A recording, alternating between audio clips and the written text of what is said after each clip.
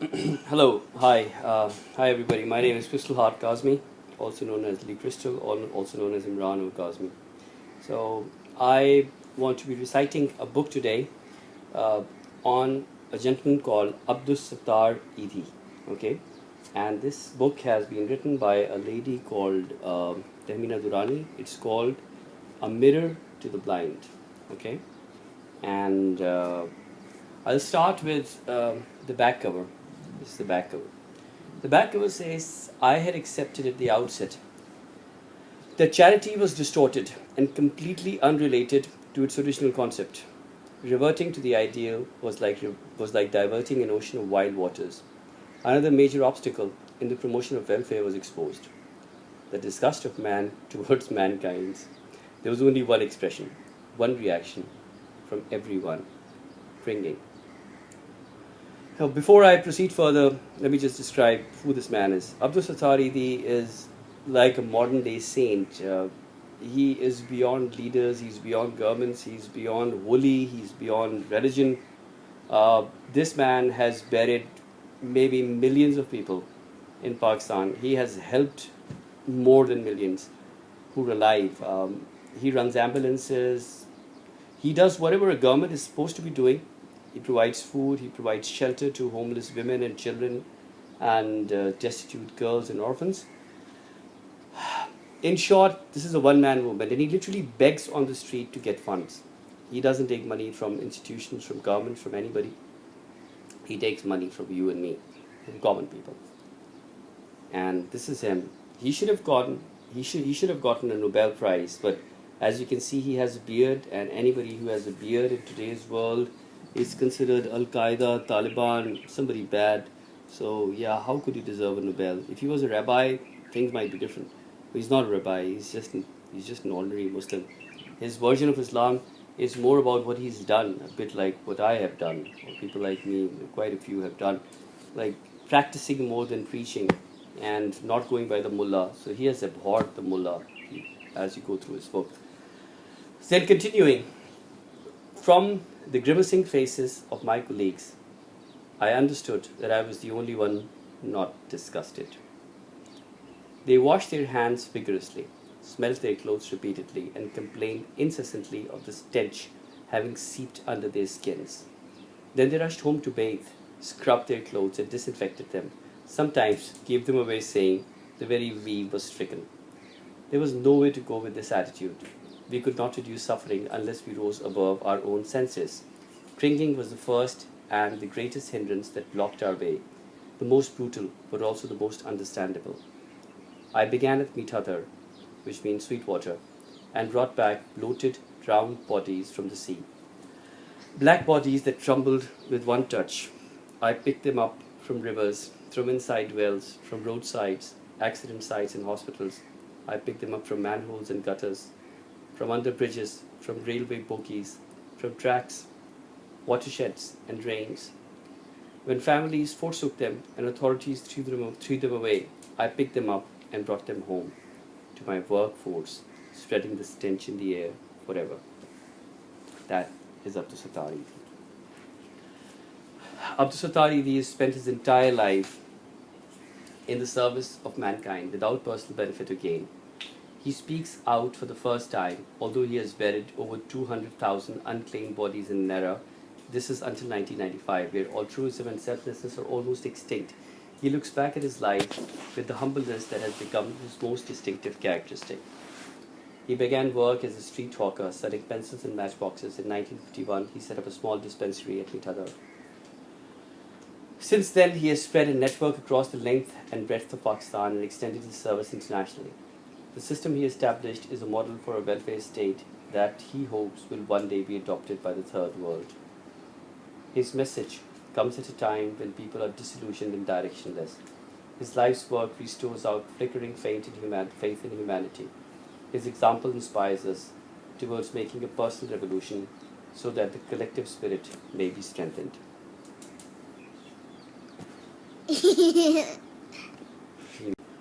Alright, so here's phase 2. This is the title of the book, Edhi, an autobiography. Love human being, इंसान से मोहब्बत करें, Abdus Sattar Edhi. as narrated by Tehmina Durrani.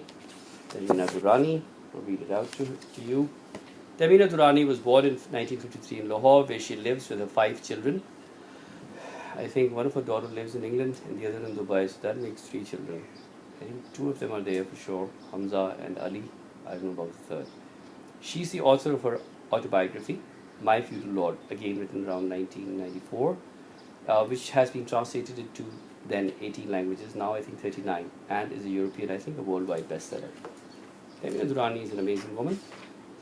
She's a bit different from the upper class of Pakistan, which she belongs to, at least the upper middle class for all practical purposes. Having spent time with Abdus, Edhi, written this book, written My Feudal Lord, among other books, something called Ana Hajra sets her apart from others that I know of. Right, first edition was published in 1996, all up to the 6th in 2010, distributed by Abdus Zardari Foundation in Litadar, printed in Pakistan by Ilmi Printers. Contents, author's note. For the compilation of this work, I transcribed over 40 hours of tape recordings with Abdus Zardari and am responsible for any substance that might have been lost during translation. My 2-year association with Edhi Sahib will no doubt be indelibly etched on my personality, that I can vouch for. To uphold the Edhi Foundation's concept of emphasis on work rather than personalities, the names of colleagues and volunteers have intentionally not been mentioned. In the same spirit, names of those with whom Edhi Sahib held various discourses have also been avoided, so as not to distract the reader from relevant matters. Volume 1 covers Abdus Edhi's life up to the year 1995. Volume 2 will encompass his life after this period. Tehmina Durrani. As I read these pages, let me tell you that Edhi at this moment in time is on his deathbed, apparently, in Pakistan. I hope he lives. And Tehmina Durrani and her friends, including me, are planning a tribute song for Abdus Zardari. Okay? And so I thought that what better tribute than to read out his book to the whole world. Her book, his book, their book, chapter 1 of the book, Edhi, A Mirror to the Blind. Mirror to the blind. Mirror to the blind. So what does the Mirror to the Blind show us? Chapter 1. Much as I consider myself a person of a rather pleasant disposition, funny at times, I find this extremely depressing, and yet at the same time strengthening. It was a strange beginning. The day had rung in with the urgency of telephone bells. Now chopper blades churned through the air and created a deafening roar. I felt a tension in my body and stiffened. Snapped shut the seat buckle and waited for the helicopter to lift into the sky. 9th of July, the year 1992. At 3 a.m., a Rawalpindi-bound passenger train rammed into a goods train carrying phosphate to Jaranwala at Kotki railway station. Hundreds of people were reported dead or injured. The staff at Edhi headquarters had sprung from sleep into action, faster than the demands they needed to meet. Forging through catastrophes was my nature. No effort was needed to plunge into tragedies. They always consumed me, drove me, as if one of the dead had come to life with fresh experience of human pain. At these times, I was always lost to myself, feeling neither heat nor cold, nor fear nor fatigue. Disconnected with the self, with no sign of the man, Edhi. Yet this morning it was not so. Something separated me from the fear of voices raised at full volume. Voices giving instructions, taking information, wireless dispatches, logistics and confirmations. A jumble of recordings, one over the other. The chaos as usual in my life disturbed me as if it were new. I was somewhere else. The change became pronounced as the morning overtook me. I felt the difference. I could not keep pace, despite the fact that I was in an obvious rush. My feet felt heavy. No, it was not my feet. It was something in my heart. But what? Everybody relevant to the work required for a calamity of this mammoth proportion was on call, or else already present at Meethadar. By the time I was ready to leave, nurses, doctors, medical supplies, ambulances, coffins, and equipment had already been dispatched to Gotki. Then why was today different? So different that as I rushed out of Meethadar to the airport, for the airport, Bilkis, his wife, inquired, "You seem as if you have no wish to go. Are you ill?" My feet halted at the door. My wife's question felt misplaced. I wondered what showed through to her. She knew me so well. Nor had illness ever affected my passion to serve. Then what was it? Perhaps today I was with myself. Why? How? When did this newness occur? Was I losing some compassion? Shirking from a lifelong commitment? No, that could not be. But where then was I? In this frame of mind, the 2-hour flight seemed interminable. Time stretched and accentuated the silence of the helicopter. We were flying over Sattar. I looked down at the dryness of the land, at how barren and parched it was. When the pilot received the wireless message, I was still far away. Some place even I could not determine. He asked loudly, "Maulana, is your grandson in hospital?" I jolted. Turning my head towards him, I asked why. He said he had just died. Then I understood the lingering mourning. Along with the aircrew, I lifted my hands in prayers and we said aloud together, "Inna lillahi wa inna ilaihi raji'un." We were only, which means to God we come from and to Him we must return. We were only 10 minutes from our destination. The pilot suggested we turn back. No, I shook my head. It's too late for that. We have work to do. Tell Bilkis to arrange for his burial. They should not wait for me, no matter how old or close the association. I never involved my staff in personal affairs. Nobody had known of my grandson's hospitalization, and in respect for that privacy, the pilot remained silent.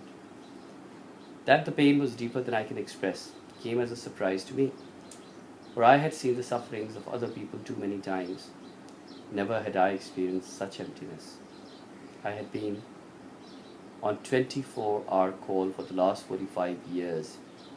Each hour had brought with it the fierce realities faced by the hopeless, deprived, downtrodden masses. Now I felt an exhaustion, as if I had been awake forever. My work had taken over my life. There was always a purpose and yet no guaranteed destination. Bilal, my grandson, arrived at a time when there was some semblance of order. Although Bilkis had tried to steal time from work, it was not sufficient to satiate her maternal instincts, and our own children grew up in the care of their grandmother. When Kubra, our 22-year-old daughter, separated from her husband and returned home, expecting her second child, Bilal was born. It seemed ordained that he was for us. He found me off guard, perhaps a little lost to myself. Something that only the innocence of a child could detect or recognize. A vacant part in me went out to him, and I would often warn him, "I'm only lending myself to you. I'll have to take myself back when I'm needed elsewhere." I did not realize the impact of the association. My heart ached now as I recalled how we followed each other everywhere. He would wake with me at dawn, eat his breakfast and share my stale bread, always asking the same question. "Why do you eat this, Nana?" Nana is grandfather from the maternal side in Urdu. "Are you poor?" And I would always explain, "I'm reminding myself of poverty. It is my homework." Now, I brushed a hand over my wet eyes, looking away, concealing the agony that tore within me. For myself. The pain collided with my self-control and broke my heart over and over again. Recollections jostled in my mind. The sighting of the new moon had heralded Eid and sacrifice. It was an occasion We intentionally exaggerated in our welfare centers to bring cheer and happiness to the thousands of destitute, mentally ill, marginal people that comprised our life. Excitement mounted in the women's quarter as girls applied henna on their palms, stitched gold and silver tinsel on new clothes, arranged sweetmeat, prepared traditional vermicelli, and wrapped gifts. Temporarily, any sense of deprivation dissipated. Food arrived in large cauldrons from different corners of the city, and everyone awaited a jubilant morning, small and momentary in the lives of the deprived, yet highly appreciated due to the absence of other choice. Bilal was spending the night with his mother at the Clifton Center for Girls. Before leaving us, he showed off his new clothes to me. I'll wear this in the morning, then this, and then this, and then this. I had lifted him up in my arms. Do you know that some children have no clothes, Bilal? Rejecting my counseling, he forcefully wriggled out from my hold to return to his wardrobe, exclaiming, "But I have many." Bilkis laughed. "Today, he will not be influenced by you." On the morning of Eid, I was in the office when I heard that Kubra had frantically called for an ambulance. Instead of going to the hospital, she arrived at Mitadar. There was no need to explain her ineptitude in dealing with the crisis.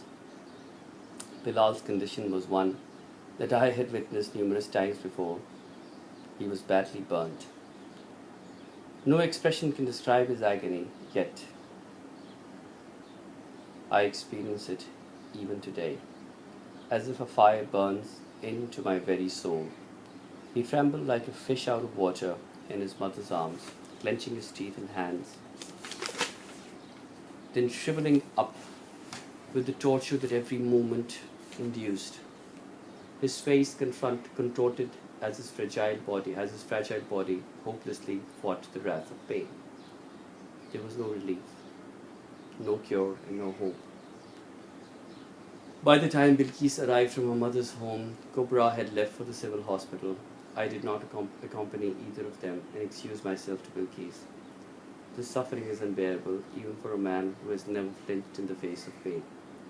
We were now flying over Gotki, flying closer down to examine the havoc created by the collision of two machines.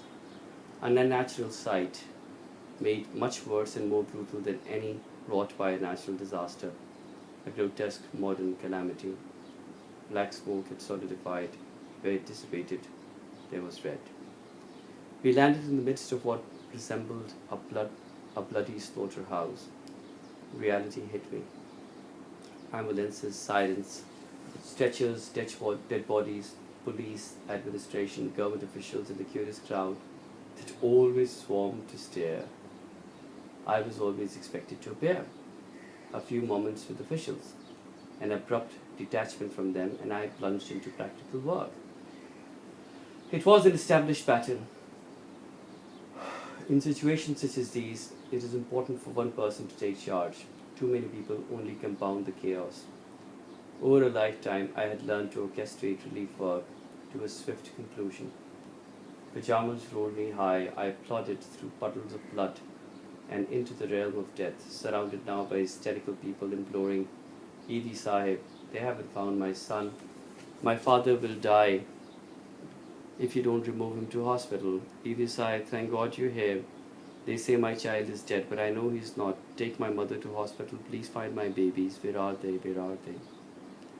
Even as I dealt with this massive loss of life, Bilal's death wrung my heart. 2 months ago, I had seen the same pain in his eyes and the same fear in ours. He had seen me serve the people, and his innocence had misconstrued compassion as a healing ability. His faith had invoked in me a helplessness like a god who cannot answer. In Gotki, I saw it again. The same pain, clinging on to hope. On to me, I saw the desperation in the eyes of mothers to save their children. In children, I saw the fear of life itself. In all this anguish, I remembered how Bilal had clung to me just like them and had hoped just like them. Now they must have bathed him. They must have buried him. I lifted corpses with my team, removed trinkets, money, and identity cards, and marked them for identification. I searched the debris and put together pieces of bodies for burial. moved the injured to nearby hospitals, made urgent arrangements to transport the 72 seriously wounded in our air ambulances to Karachi, and all the time I ached for Bilal, and all the time people wept and implored, my children are dead, my wife is dying, my mother is bleeding to death. Segregated tents were erected in the compound of the nearby Sattar hospital. Lady doctors and nurses worked in the women's section, stitching wounds, bandaging and dispatching the injured. They wrapped the dead and attached possessions of the bodies of women and children. It was the only time Bilkis was unavailable for service, and the nurse in charge was disoriented with other people's losses.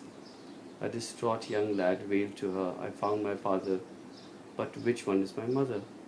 She walked him around, crying with him as he lamented, no one looks like her. I guided the nurse. You are the administration. If you become nervous, work will be compromised. Control yourself. I missed Bilkis. She was the only one with whom I could share personal loss. But was she not, as always, coping without me? Because I was with humanity. Her heart was break for Bilal, as well as for me. She must know that my feet had dragged that morning. Now we both knew. My wife was as attached to our grandson as myself. But then we were always attached to the same things. I was amused to see her hide under a quilt, crouch beneath a table or behind a door, while playing with Bilal. When she was caught, she would run around the room with him chasing after her. She would feed him herself, as she would have liked to have done to her own children. She would say their names with each morsel. This is for Kubra, this one is for Kutub. Now eat this for Faisal, one more for Almaz. When I chided her for behaving like a child, she would snap back. I am behaving like an ordinary mother, the kind you never let me be. Sometimes she would sigh and complain, you gave me only one child. You only gave me one child, Bilal. Holding his little hand, Bilkis would walk him through the narrow alley from her mother's home to our meet other office.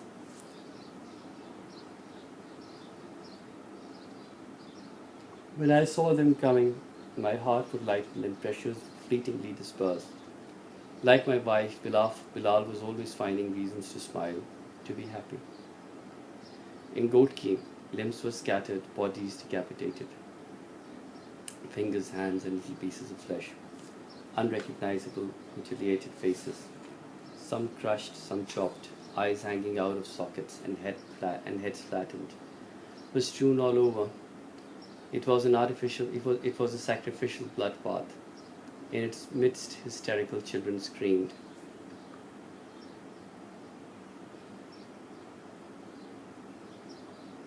Frantic mothers searched for their offspring, and those trapped in compartments yelled for help. Loudspeakers blared with appeals for blood donations. People bent on all fours, crawling in search of some parts of their loved ones, weeping hysterically. Desperately examining nails, feet, and hands, even hair, a picture of lifelong associations, pieces for burial like tokens of remembrance. Gigantic cranes, the noise of lifting iron, the release of crushed bodies from the track, the broken silence of a sleepy village. Blood had soaked into parched earth and dried. Despite the massive tragedy before me, my heart forcefully escaped to my personal one. I was constantly recalling it, remembering it, tearing apart with it, trying to push it away. I was steeling myself against the velocity of a single flash flood of pain, as opposed to its random manifestations here. But Bilal broke down every defense, overruled all rational thought, and took away my mind, if not my body, from everything else. Hospitals were back to capacity. Victims were being dispatched to mosques. Others were sent by train to hospitals in Multan, as the dead and the injured competed for space. 75 Edhi ambulances were in operation.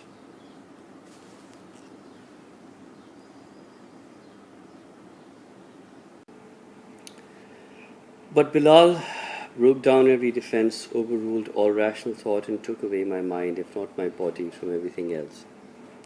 Hospitals were packed to capacity, victims were being dispatched to mosques, others were sent by train to hospitals in Multan as the dead and the injured competed for space. 75 Edhi ambulances were in operation.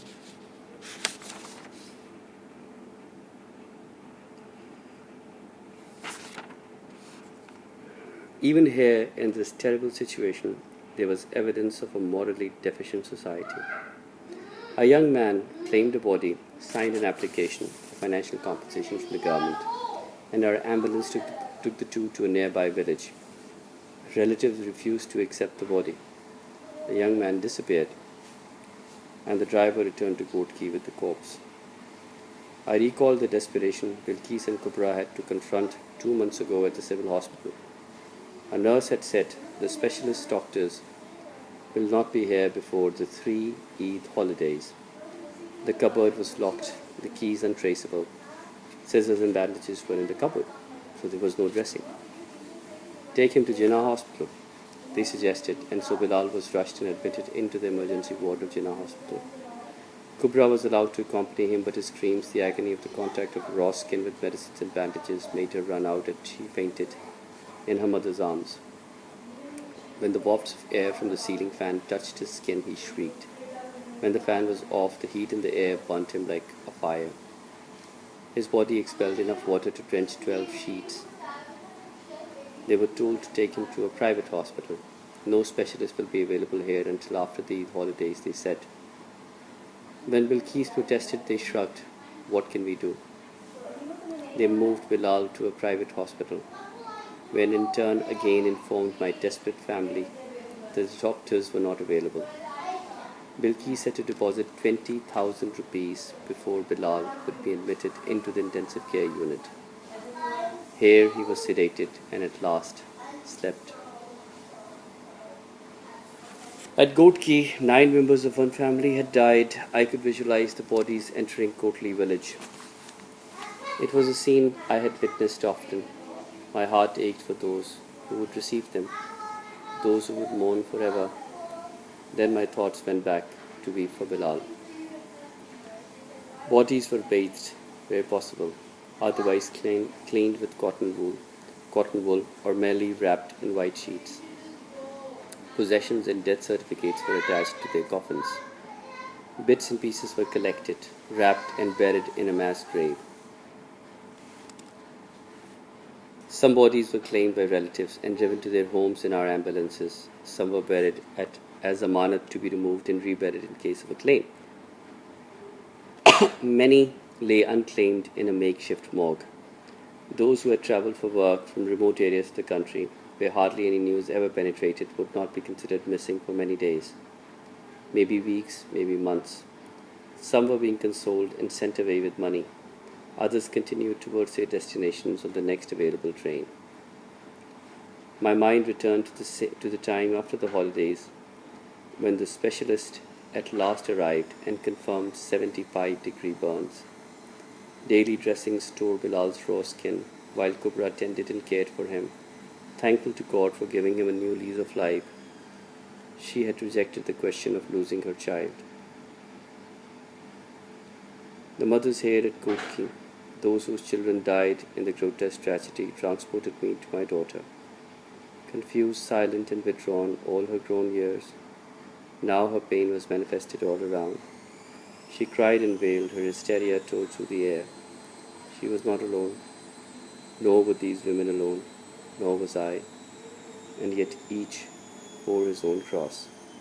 As the grief of many is condensed in the grief of one, the loss of each life is equivalent to a multitude.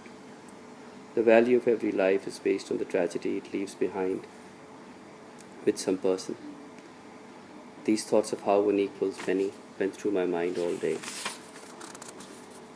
78 people were declared dead. Polaroid photographs were pinned up at the location of the disaster, dispatched to police stations, nearby hospitals, and sent to our Sattar center. I remembered how my heart had missed a beat when I saw Bilal.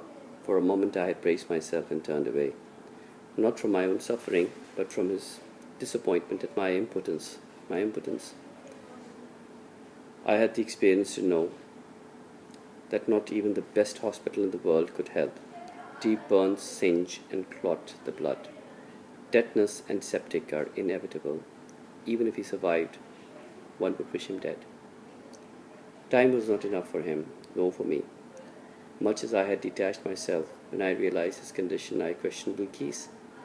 How does one accept death until it comes? How do you treat the living as if they were dead?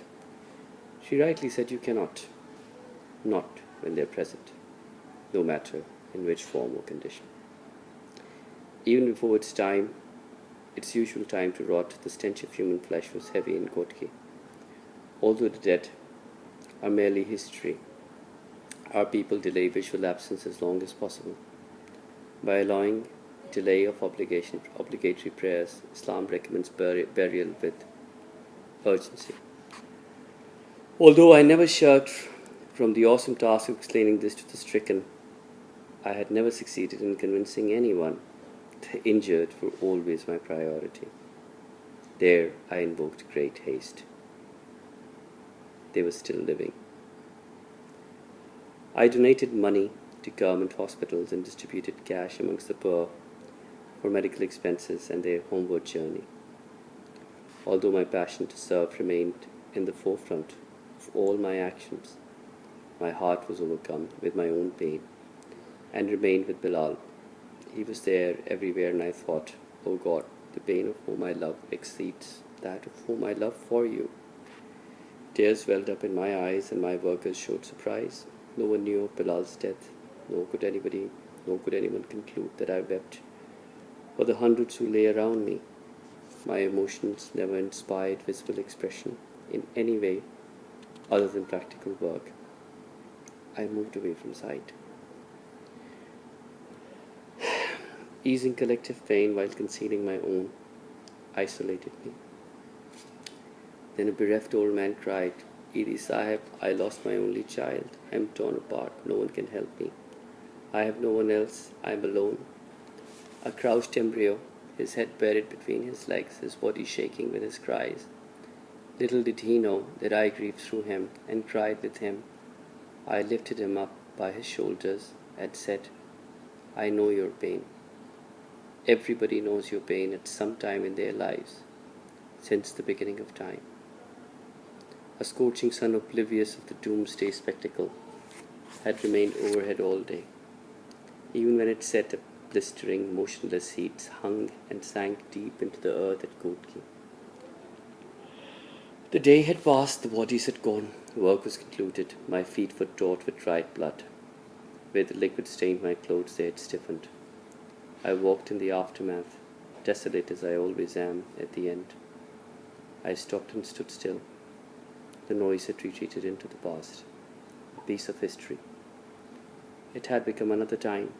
I listened to the dull silence it had left behind. I observed the killer trains, lying like broken corpses, pieces of lead strewn around across the distances. Black fumes rose and spread, just like human blood had flowed in so many directions. Some said it was sabotage, others blamed it on negligence. The driver had received a green signal and entered the same track as the goods train. When he tried to apply the vacuum brake to avert the tragedy, it was too late, and a loud explosion shook the area. Elected representatives, the Prime Minister, the President, and other government functionaries expressed grief and sanctioned cash relief to the victims. The General Manager of Pakistan Railways was suspended. The loss was irredeemable and solely to be borne by the innocent. I turned away abruptly and walked briskly towards the helicopter. We clasped our seat belts and settled down for takeoff. I was flying home like all those I had handled that day, evaluating and yet unable to comprehend or begin to live with the permanent absence of a loved one. The long flight, the preserved silence, aroused old memories of my mother's death, a loss I had neither resolved nor come to terms with. Yes, I had accepted it. No, I had not overcome it. I had merely put it aside. It was thrust and concealed at the back of my memory, a secret recurring pain still vulnerable to its falling shadows. I had avoided the ghosts of my mother's death ruthlessly. Now Bilal made me confront them with those that came with his, and although there were no tears, I felt them rise and fall inside me many times. By the end of 2 grueling months in hospital, Bilal had begun to improve. The skin on his chest and legs returned, but his groin and thighs remained raw. He controlled everyone's time. His orders for food were enthusiastic and showed no sign of a lost appetite. But the food was never eaten. He talked about me, but never complained about my long absences. Determining my timetable, he would imagine, now Nana must be looking after people. Now he must be begging on the road.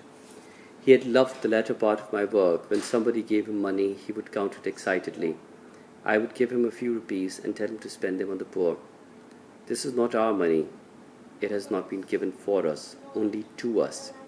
We are its trustees. He would then rush off in search of somebody to help, ask his story, quickly hand him the money and return to beg again. Did you believe his story? I would inquire. No, but he still needed the money. Bilal reminded me more of myself than any of my own children. Now this is a picture of Bilal, his grandson, whom we are referring to over here. That's his wife Bilkis, and that's Abdus Zardari. The boy who died of 75% wounds. Although as his agony as well as his borrowed time had made me want to escape from the ensuing loss, I had tried to see him as often as possible. When it would be time to say goodbye, his weak grip on my hand tightened, and I would have to tear myself away. It was always the same, dragging myself to his bedside, then dragging myself away from it. Always in a dilemma. I needed to love him and give him courage. I was desperate to hold him and keep him in sight.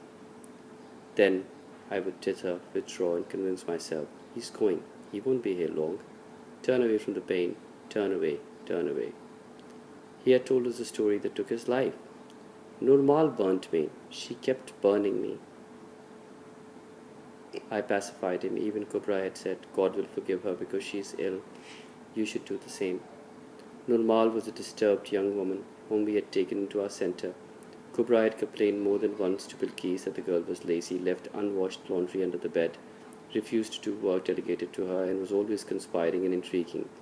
She also resented Kubra's position of authority and was bitter at her constant attempts to enforce discipline. On the morning of Eid, Nurmal offered to bathe Bilal and poured scalding hot water down his shoulders. When he turned to escape, she poured it on his back. And as he shrieked, she poured more and more. It was not before Kubra and others heard his screams and rushed into the room that she stopped. Nurmal said she didn't know that the water was boiling hot. As I was not in a position to judge her intentions, I transferred her to the buffer zone center for psychotic women. We landed at Karachi. I disembarked, parted from my silent companions, and drove the waiting ambulance straight from the airport to the graveyard. He was now where I could not reach him. I turned away from the little mound of earth, consoling myself that the ordeal was over. The pain overcome. He was free. I did not have the option to grieve or complain. At home, Bilkis and I turned away from each other. When the family withdrew, we became alone and buried our faces to weep in Bilal's little floats. Touching and hugging his toys lovingly, we gazed and cried at his small shoes as if he might begin to walk in them again. I asked Bilkis, do we not show too much attachment to our own, above others? If there is no difference in creed, faith, and class, is there not a lot in relationships? Kubra came in. I rose to take her in my arms, and her condition was as hopeless as my words. Bilkis had been home when she was informed of our grandson's critical condition. In the hospital, she found his room cordoned off and the curtains drawn. Kubra had become hysterical when she saw the doctors pump her son's heart. Although sedated, she remained alert and continued screaming for her child. The last 2 months had reassured her of his recovery. Then a clot traveled to his heart and took his life. He died at the age of 4. The specialist gave no discount on his fees. I commented to Bilkis, "You saw the treatment they gave the child of a man whose lives, his life, who lives his life for them. Can you assess from this example the treatment they give to those who have nothing to offer?"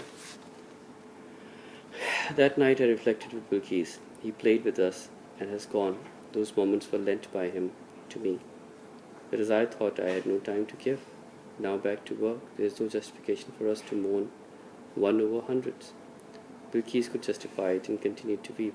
I advised her, "We must put his death aside. It can never be a memory that we can share together.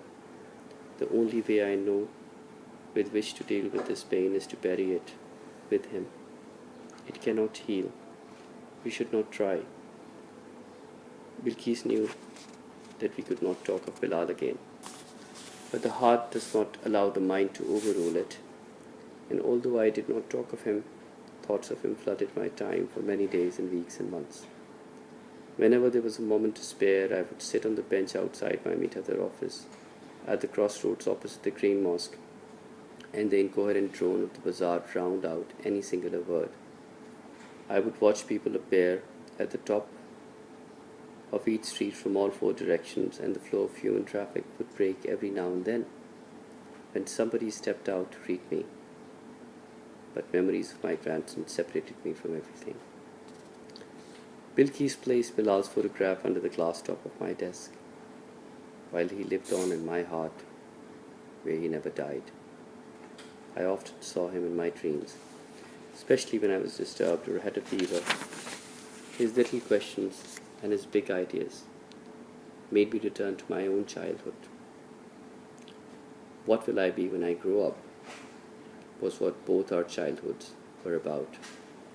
They centered around castles built in the air, those that grew in all directions, disjointed but full of the passion of life and destiny. Like me, he was so wide-eyed and curious, but he was not given the chance that I was, a chance to live. With this, ladies and gentlemen, I finished chapter 1 of Maulana Sattar Edhi's autobiography, which was written by Tehmina Durrani. And I endeavor to record a chapter a day, which is, I think, doable. So it should take me about 12 days, hopefully. In some days, I'll try and record perhaps two chapters in a day. So I'll leave you with this. And I must say that Edhi is definitely, forget inspiring, he's one of the most sensitive people that I've come across in this world. And I hope that as he lies on his deathbed, that it turns into a life bed for him, that he somehow gets cured and he could live. As somebody said, that which deserves to live, lives. Thank you.